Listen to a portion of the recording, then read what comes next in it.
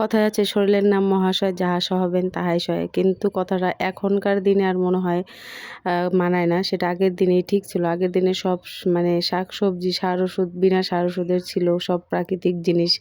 তো তখনকার কিন্তু শরীরের মানুষ মানে যেটা খেত সেটাই হজম হয়ে যেত।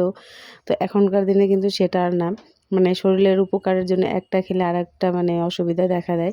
তো আজ থেকে প্রায় ৫ বছর আগে, আমার ছোট ছেলের হওয়ার আগে আমি অনেকটাই কিন্তু বড় ছেলে হওয়ার পরে অনেকটাই মোটা হয়ে গেছিলাম। সেই কারণে কিন্তু সকালবেলা করে মানে ডায়েটিং করতাম আরকি। সকালবেলা করে লেবু জল খেতাম।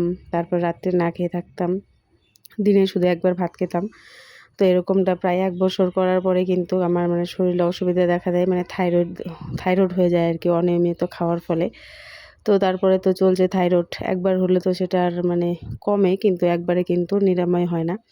তো সেই থাইরয়েড চলতে, চলতে কিন্তু তারপরে আমার মানে অনেক সমস্যা দেখা দিয়েছে। যেমন চুল উঠে যাচ্ছে, তারপরে চোখের পাওয়ার মানে শরীরে কিন্তু প্রত্যেকটা অংশে কিন্তু কিছু না কিছু ইফেক্ট মানে দেখা দিচ্ছে আরকি।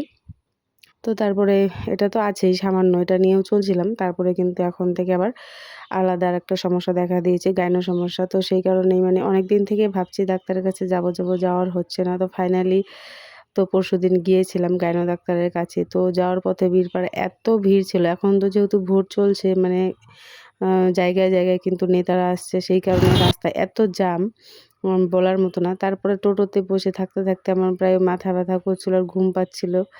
তো তারপর দেখলাম টোটো থেকে মানে সব প্যাসেঞ্জার নেমে হেঁটে, হেঁটেই চলে যাচ্ছিল। তারপরে আমিও ভাবলাম এভাবে বসে থাকলে কিন্তু আর আমি ডাক্তার দেখাতে পারব না। তারপরে আমিও ফাইনালি হেঁটেই চলে গেলাম। আর দেখো যাওয়ার পরে কতটা ভিড়। কেউ যদি মনে করো যে আমি বাঁচতে চাই না, মরে যাব, তাহলে একবার হসপিটালে গিয়ে দেখো মানুষ বাঁচার জন্য কতটা লাইন দিয়ে অপেক্ষা করে তো মানে পড়ে ফাইনালি থাকে। ডাক্তার দেখানো তো শেষ। এটাই এখন আরকি। তারপরে আলট্রাসোনোগ্রাফি করতে দিয়েছে। তারপরে রিপোর্ট আসলে ওষুধ দিবে। তো দেখা যাক কী হয়। ডাক্তার দেখানোর পরেও দেখো ভিড়টা কিন্তু কমেনি। তারপরে আমি ভাবলাম হেঁটেই চলে যাই। টোটোতে উঠলে অনেকটাই দেরি হয়ে যাবে বাড়ি যেতে, যেতে। তারপরে হেঁটেই চলে যাচ্ছিলাম। তারপরে আমি চলে গেলাম একটা দোকানে। কারণ প্রেশার কুকারের ঢাকনাটা অনেকদিন থেকে খারাপ হয়ে আছে, হয়েছে? সেটা ঠিক করানোর জন্য। ठीक है कितना रुपया अमाउंट हुआ है आपका टोटल? তারপরে কিছু ছোটোখাটো জিনিস কেনার ছিল, সেগুলো কিনে নিয়ে দেখো ফাইনালি আমি কিন্তু বাড়ির জন্য গাড়িতে উঠে বসে পড়েছি। আর এখানে ট্রাফিকে আটকে দিয়েছে। তো ট্রাফিকটা খুললে কিন্তু বাড়ি চলে যাব। গাড়িতে বসে আছি। আর এই বীরপাড়া শিলিগুড়ি রোডটাতে এত বড়, বড় গাড়ি চলে, মানে এত ট্রাফিক জ্যাম হয় মাঝে মধ্যে, মানে বলার বাইরে। তো কখন কি হয়ে যায় মানে বলা মুশকিল। আর এই রোডটাতে খুব, খুব অ্যাক্সিডেন্ট হয়।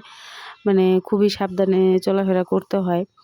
তো পরশুদিন রাত্রেও মানে ভোরবেলার দিকে কিন্তু ৪ টা গাড়ি একসাথে মানে অ্যাক্সিডেন্ট হয়ে গেছে। ভুট্টার গাড়ি ছিল। তো ২ জন কিন্তু সাথে সাথেই মারা গেছে। আর একজন নাকি পুরো মানে আহত হসপিটালে ভর্তি আছে।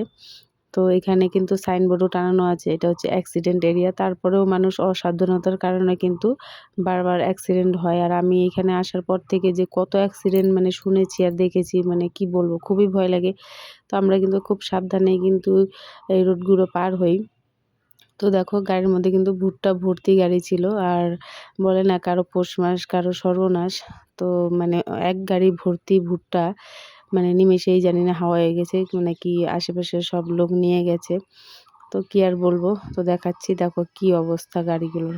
তো সবাই চলাফেরা তো করতেই হবে, বাড়িতে তো বসে থাকলে হবে না, নানান জায়গায় যেতে হয় কাজের সূত্রে। তো এটাই বলবো মানে সবাই একটু সাবধানে চলাফেরা করো। আর কি আর বলবো, কিছু বলার নেই। দেখো কতটা মানে কিভাবে অ্যাক্সিডেন্ট হয়েছে, সত্যিই খুব ভয়ঙ্কর।